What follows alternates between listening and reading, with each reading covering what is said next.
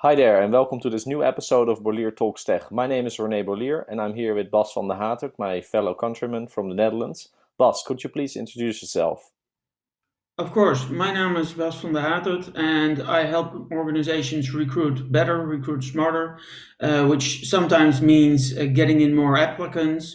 And at some point, people started saying, well, we now have too much applicants. I don't believe in too many applicants, so I've been focusing a lot on increasing the selection process, improving it so much that there can't be such a thing as too many applicants, and the quality of hire goes up tremendously. And that's what I've been focusing on for the past couple of years. Nice. Yeah, I've seen you making quite some noise, so I thought it would be a good time to invite you here. Today, our Mhm. topic, of course, is what does the future of assessments look like, especially recruitment assessment technology. So let's start with the why, the value of assessments. Can you tell us a bit about why assessments are valuable and also why they are becoming more and more relevant today? Well, right now, I mean, we're hopefully at the end of the pandemic, or at least the beginning of the end of it. And what I see at several of my clients is already there are a lot of organizations seeing increasing number of applicants, which I Mhm. recently spoke to an organization who had 160 applicants in 6 minutes time, and then they had to close the vacancy because their selection process would be swamped. Yeah. So that's the first reason. You just need technology to help you do pre-selection. And the second reason is we see that if you do so, if you're getting technology to you in the pre-selection, you're actually increasing the quality of hire by a lot, and you're also increasing the diversity because turns out that quality isn't beyond on gender or ethnic lines. There's enough talent out there. We've just been biased, which is human, but Hmm. we've been biased by selecting, and actually mostly we select out the really great people very early on in the process. Right. Yeah, that's nice. A nice bridge to my next question, actually. So I've heard the ability to basically sift through volume efficiently, increasing the quality of hire, and of course tapping into the talent pool that is actually available, and thus increasing diversity, inclusion. Uh, at what point in the candidate journey should assessments and assessment technology be applied, preferably, according to you?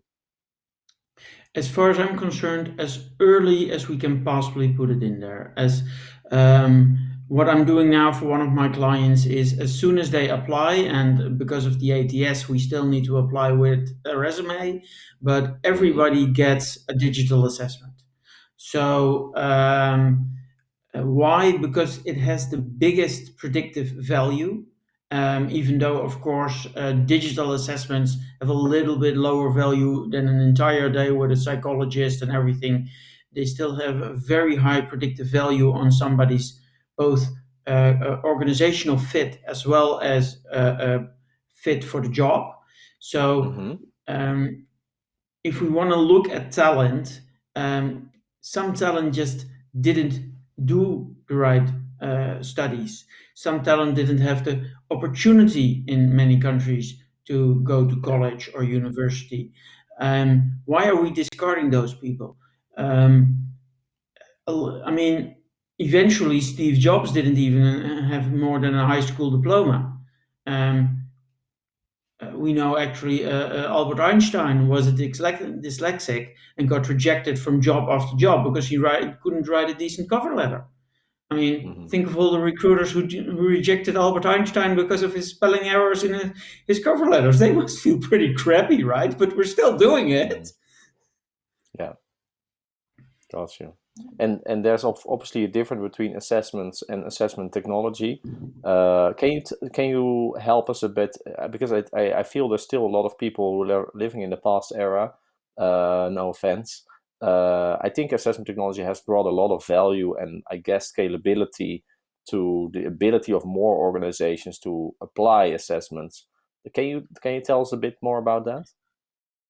Of course. Well, first of all, there are a lot of different assessment technology vendors out there. By the last count I did with an American colleague of mine, we came Mm-hmm. to about 300 providers. And let me be very clear, there are some really excellent ones and there are some really crappy ones. And they all claim to have AI, and very few even have machine learning. So it's a big web of different companies, and you really need to be able to navigate that well. But and there are different technologies. The most mature technology out there is basically game-based assessments. The way you Mm-hmm. play certain games, and those games have always been um, scientifically validated on showing that a certain game gives you you can really validate it with certain cognitive traits Yeah. and sometimes with certain personality traits. Games have been around because actually what you see is that they actually gamified existing scientific tests for example, reaction speed, and that matters for certain jobs, not for many, but for certain.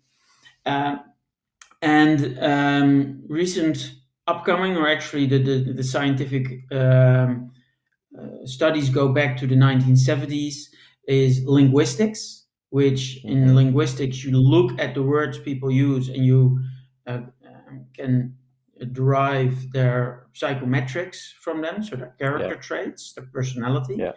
um, because of big data, because of social media, because of everything which is going on there, we've been able to do this at scale. I'm not saying it's perfect yet, but for Mm-hmm.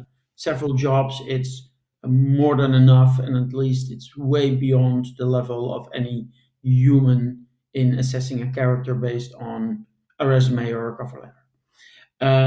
There's the very controversial one of micro expressions, which, to be honest, I wouldn't touch right now simply because it's so controversial. I've met Yeah. one supplier who's really, really good at it, yet they still have a lot of manual work in it, and that's probably the reason they're so good at it. So it doesn't scale like it should yet. Mm-hmm. And those are basically the big three categories. And right now, we also have, of course, with Tengai, a robot actually doing interviews and looking at what you say. And we actually now also have one company giving DNA-based assessments, but Mm. I don't expect that to be an item for the next decade. So, Bas, I can imagine that more companies are trying to implement assessment technology, and with all technologies, just buying it doesn't cut it. Can you tell us a bit about what goes wrong often when implementing assessment technology? Yeah, well, there are two main things which go wrong a lot. I mean, Mm-hmm. we do have to realize that the ones that make the media are usually the ones that are um, that went wrong, and there's actually more that doesn't go wrong than that does go wrong. But if it Right. goes wrong, usually it's either they used the wrong baseline, they are using, for example, AI based on resumes, so not really assessment tools, and then having an algorithm look at what do we need to select on. And there has never been a scientific research that shows that a resume has any predictive value.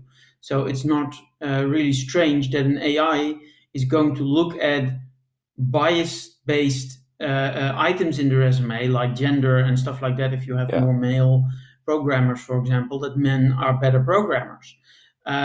That's completely logical because it can't find anything else, because there just isn't any. Because you've got awesome programmers for Stanford and you've got crap programmers from Stanford, probably.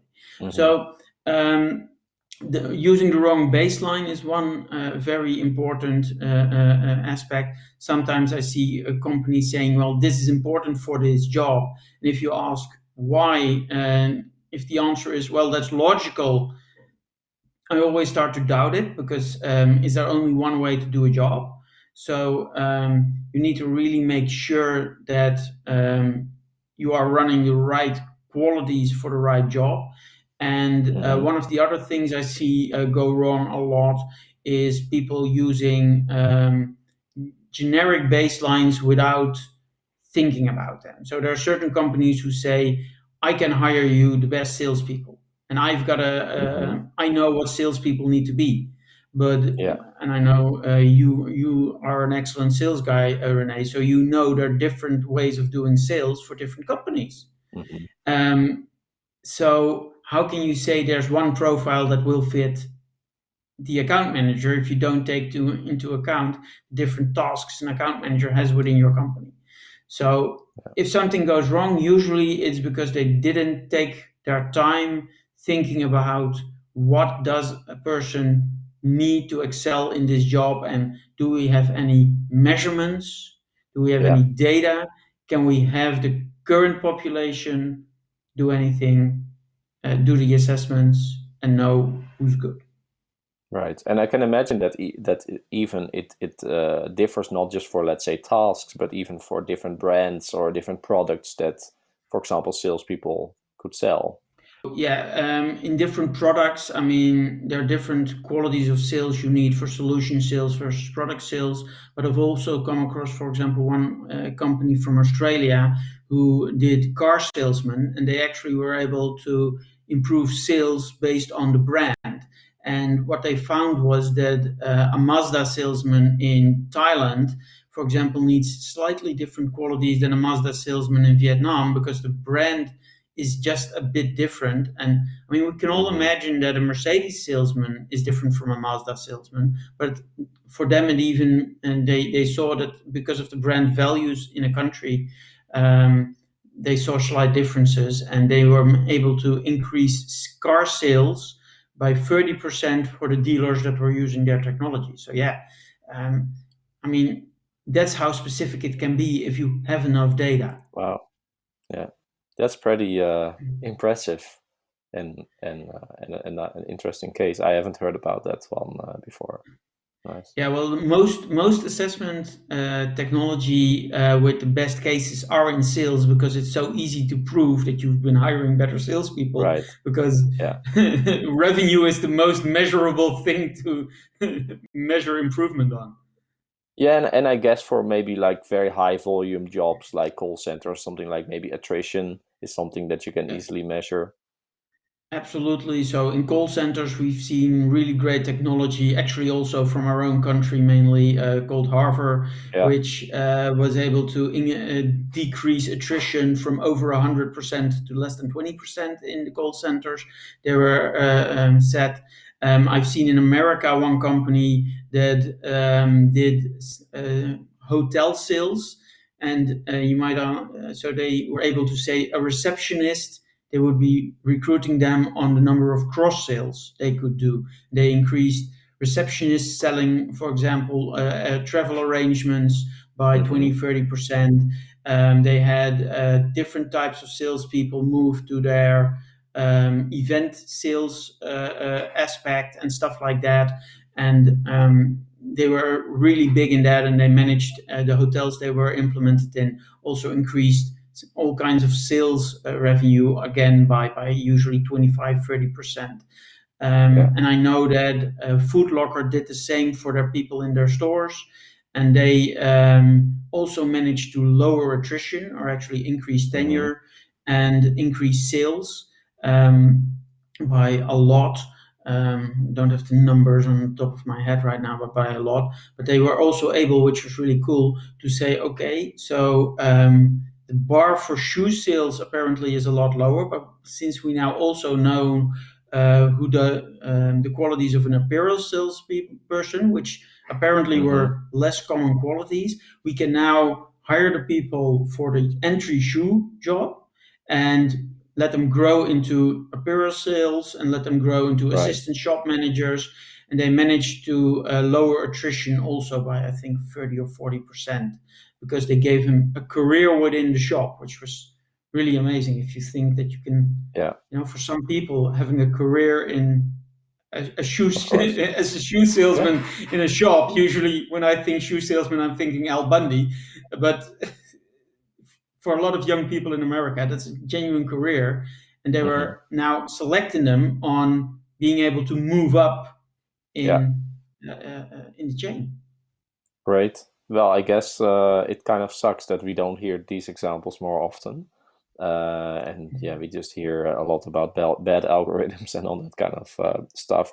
Now, you've talked about a couple of, let's say, employers who really benefit and examples of using assessment technology early in the process, and so forth. So all of us know obviously that recruitment companies, RPO, contracting, all those kind of businesses have a huge role globally in who works where. So can you tell us a bit about what role are they playing right now when it comes to using assessment technology? What value add can they bring to their customers, and like what is the future there? Well, the role they're playing right now isn't really significant yet. Some RPOs Hmm. are doing really, really good work because they also have the incentive to do the work because basically an RPO usually gets paid, well, let's say not by the candidate, so they have the incentive to be as efficient as they possibly can. Hmm. So there are some RPOs which are really investing well, heavily in this and doing awesome stuff on this. If you look at more the agency side, I'm really surprised that they haven't taken taken it up as they should have, because especially if you have a specialized agency, for example, Yeah. if you're specializing in sales or if you're specializing in mechanics, you have the volume to be able to build a really great algorithm, at least on Right. uh, a baseline algorithm. What makes a great mechanic? What are the cognitive abilities that any great mechanic should have? They have the volume to test it, but from the agency side, there is very, very little done. I expect, to be honest, that most of all the RPOs will be investing heavily in this, but that's also because I expect the RPOs to grow in a lot of areas a lot over the next 5 years. Yeah. Same here. So yeah, I agree. I think there's a massive opportunity for them here. And I think also certainly a way for them to compete with others. If you're better at this, then you can crush your competition pretty obviously, because ultimately just driving down the cost of a hire only goes so far and only has so much impact on your customers' top and bottom line. But actually improving the quality of hire obviously has a much bigger impact, which Yeah. then also could drive actually the trend of, I think RPOs being squeezed by their customers, to be honest, hopefully a bit in the other direction. Well, that is the downside, of course. I mean, if you lower attrition by a lot, I Mm, might consider the RPO being squeezed even more, because then the company would start saying, "Yeah, but we're not hiring as many people as we were, so you don't need. So we're gonna cut yeah, your fee again," which is the downside of being really good at your job, yeah, is getting paid less, which is of course the most ridiculous thing. But I think that's mm, in except for sales, basically, it's in almost everything. I mean, a programmer who builds really great code which never crashes doesn't get called back to fix the code that he didn't mm, build in the first place. yeah, Yeah. yeah. Well, I guess that's a call for them to think about their business models, but let's not go too deep into that right now, indeed. No. But I guess you're right for now. Anything you would like to share with our audience, Bas, when it comes to the world of assessment technology, how to navigate it? Well, like I said, there are so many different tools out there, and some of them Hmm. are really good, some of them are really crap, some of them are just glorified questionnaires, giving a new bit of paint on them and called AI and game based and stuff like that. If you and I know this is my business, and there are some people in there here who are really good at this, but if you don't know exactly what you're doing, get somebody to assist you in this. Get some people to help you think through what is it actually that I need, what is it that I want, how should I be doing this, and but most of all, the one thing I want to tell everybody: if your supplier can't explain to you how the system works and what it selects Hmm. on, run away. Do never ever accept a black box technology. Not only will it make you liable for all kinds of lawsuits based on discrimination, you just do not want this because you have no idea what it's basing quality on. And that's the one thing which is most important.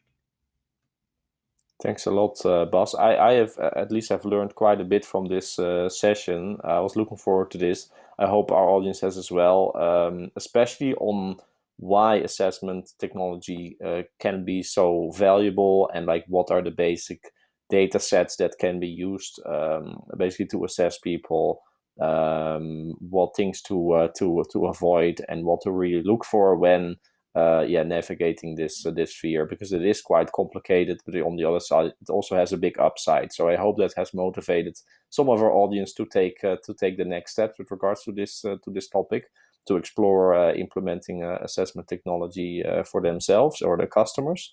So thank you so much, Bas. Thank you for watching, and I'll see you in the next episode of Bolier Talks Tech.